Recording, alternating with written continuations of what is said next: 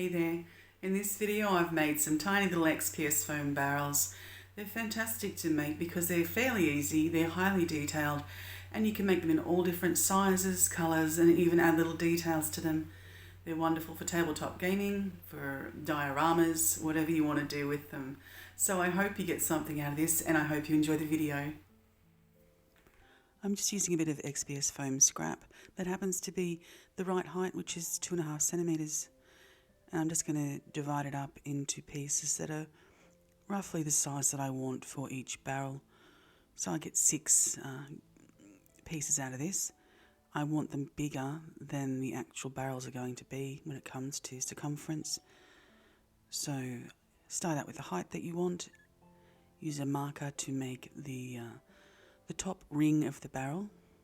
Anything circular that you can make an impression with will work if it's the size that you want. And that's my guide.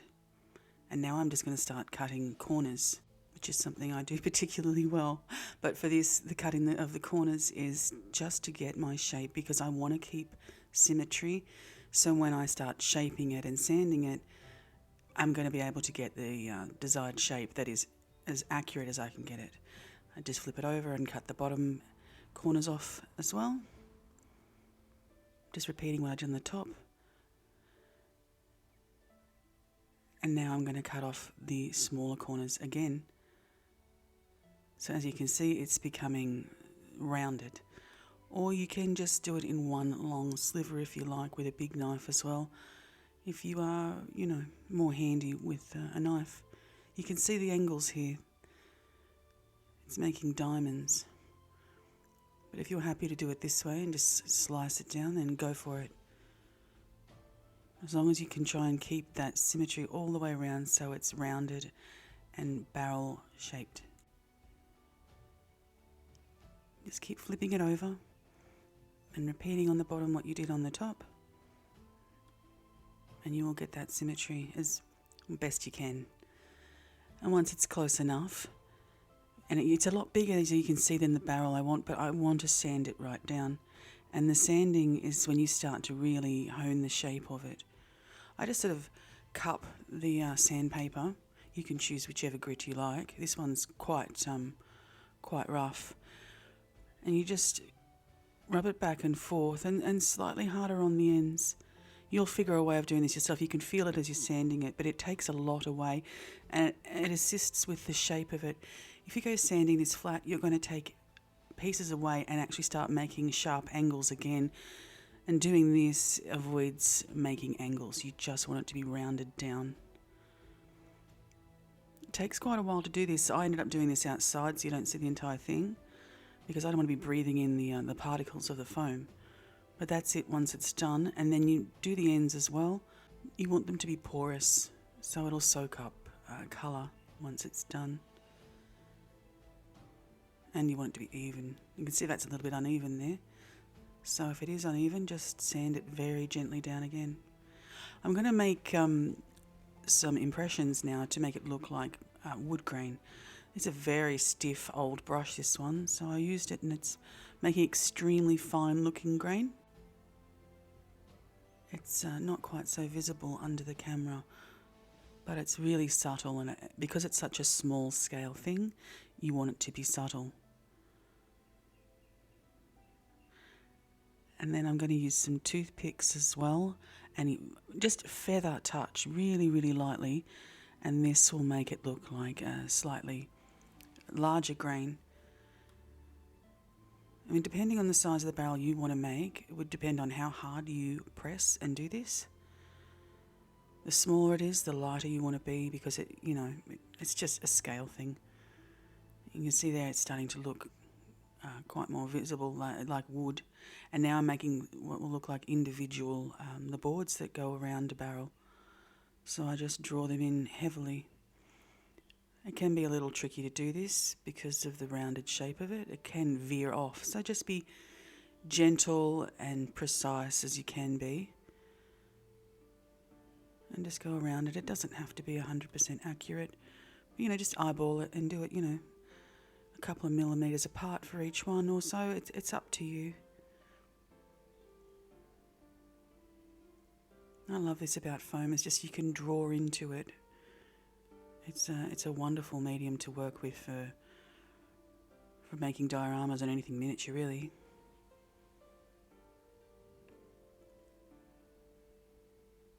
If you make mistakes with this, don't worry about it too much. You can make it rustic and, keep practicing. It comes out quite good, especially once it's painted. You can see all the impressions there that look like grain in boards. I'm going to do the open one. I used this little heat wand. I don't even know what it's called, I'm sorry, but yeah, it's a heat thingy. It's for burning wood and that kind of thing. I made sure it was barely hot and I turned it on and waiting till that moment where, because as soon as this gets hot, it will melt through it like a hot knife through butter. So the moment it gets hot, just start moving it around in a circular motion. It looks like it's soft, but it's just because I'm holding it so lightly, it's just moving in my fingers. But just rotate it while you're waiting for it to heat up, because once it gets hot, it's going to go really, really quickly, and you're going to have a nightmare on your hands. So perhaps practice on a scrap. You could possibly do this with a drill or something as well, but I'm sure you'll figure out a way. You can see there it's gotten so hot I had to turn it off, and then I'll wait for it to warm up a little bit again and then have another go at it to make it a little deeper and widen. Just the actual wand being near the foam, near the top of it, is enough for it to actually melt it. So you've got to be really quick and careful. It's a bit of a nerve-wracking thing to do this. Got to be very, very careful.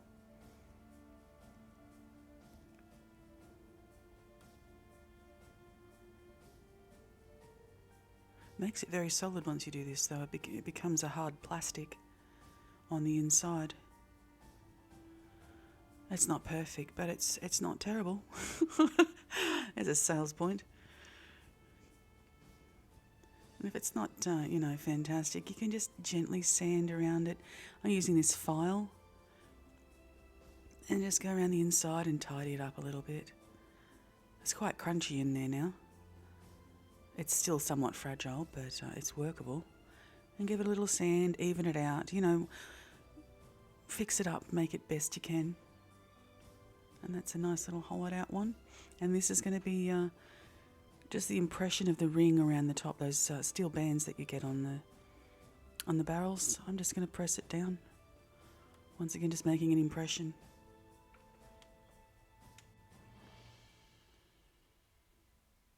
It looks really good.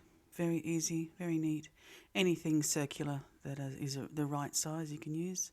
And that's a basic barrel.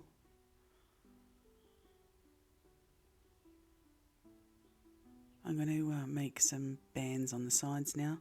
Another slightly nerve-wracking job. I'm just using this little ruler. You could use the back of a blade or anything to do this. And line it up and then just gently roll it. Stop if it starts to veer off and then just start again. This is another thing that takes a little bit of practice. I'd suggest you do this kind of thing on a barrel that you haven't drawn the lines up on, so you can do a little bit of having a go at it without putting all the labour in before making mistakes. So do have a practice run without the detailing. Got to be very, very gentle. I'm barely applying any pressure to this at all. I just want the impression, otherwise I'm going to alter the shape of it if I press too hard.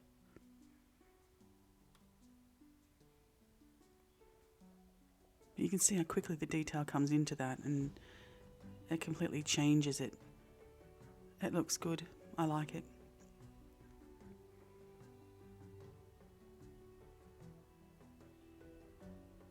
That was a mistake that I made. I pressed too hard and it went all wonky, so yeah, I ended up with 3 out of this batch, out of the 4 that I had worked on. So I'll give that one the flick, and I did have a spare hanging around from my diorama, so I just added that to them. But these 3, I just threw them in some of the brown slurry of acrylic paint leftovers, and this one's just more of a chocolatey looking brown. Just a little bit of a bit of contrast, so all my barrels aren't exactly the same colour. Let them dry, and then you can give them a dry brush if you want to. You can see how that what looks like grain is really coming out now. If you want to, you can make these darker by giving it a double stain, dry it and then drop it back into that staining wash. A paint pen, which is acrylic, don't use anything that's fuel based. And then as neatly as you can go around the bands if you want to. I mean, everything is up to you. You could make 100 of these little barrels and each one would be different if done in a different design and colour, and it's it's a versatile little thing to make. You're basically doing this is following the impressions that you made, which are a great guide. It stops you free-handing it and stuffing it up. This silver one, this one's nice. It's very subtle. The black really stands out. So if you are not extremely confident, use a silver pen. I mean, you could use paint with a brush if you want to. It's up to you. But these are kind of foolproof, especially when you're trying to go along straight lines. I had to do this a few times. That silver really sank in. I don't know if it's my particular pen or not. But I'd prefer it to be subtle than to be really stand out, and every mistake on something this small is an eyesore. This is a fiddly thing to make. It can be nerve-wracking because it's very easy to make mistakes on these. So do have practice goes. Don't put too much labour in on your practices. I've said it a minute ago, but really do have some practice time, because sanding these down, it takes some time. But they're worth it once you get this down pat. And I've only done this a few times, but every time I do it, they look better than the last time. Bit of black paint inside, not only to give it depth, but also to hide the ugly looking sort of hardened foam.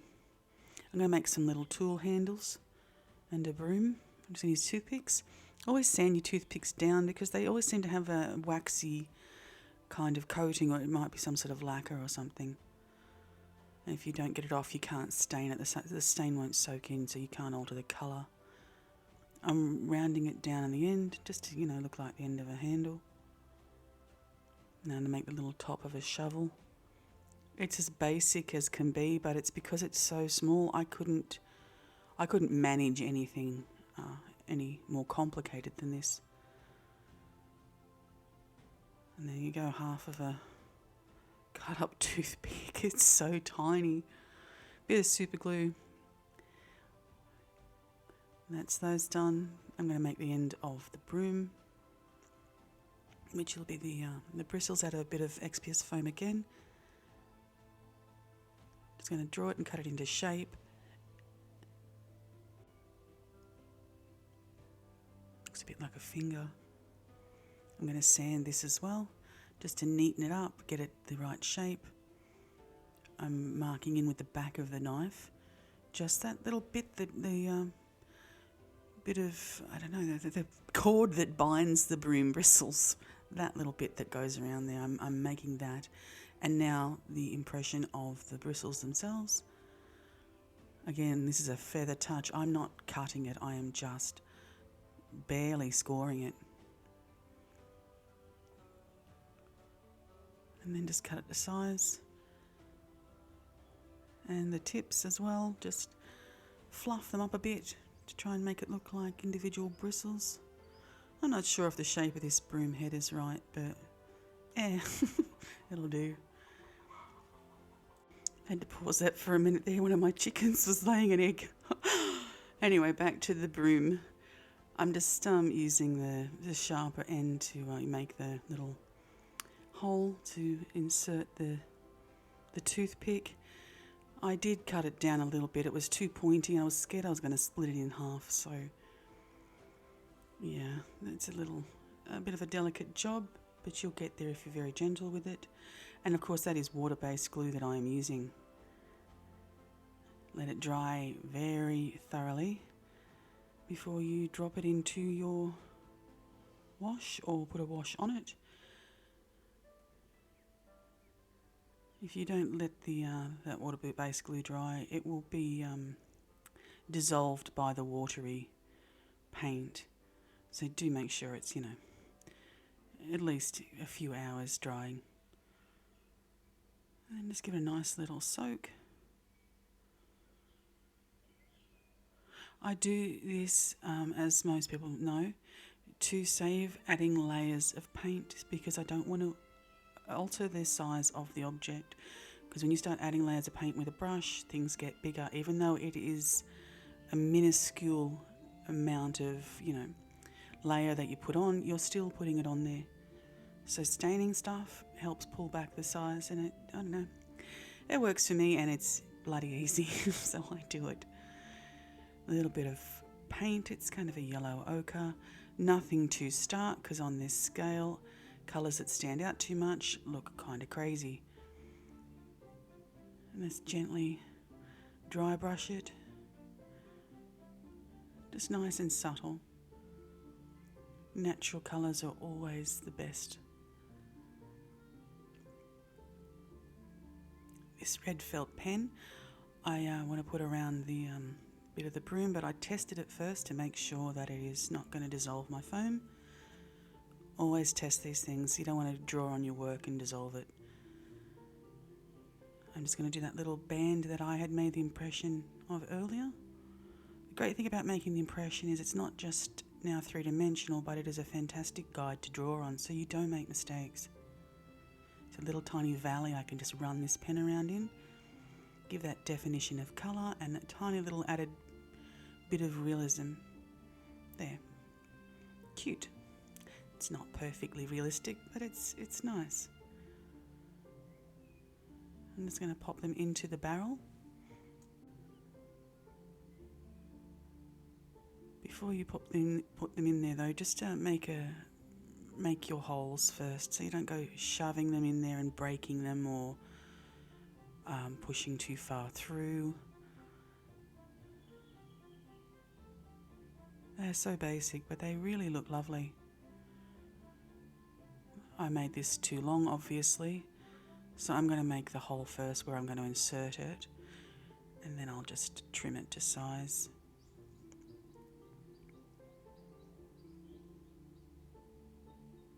They are a lovely little detail. They really just... on a small scale, it's hard to get such fine detail, so these work wonderful. They really, really do. And that's all 4 of them made. They're quite easy to make, but you do need a little bit of practice.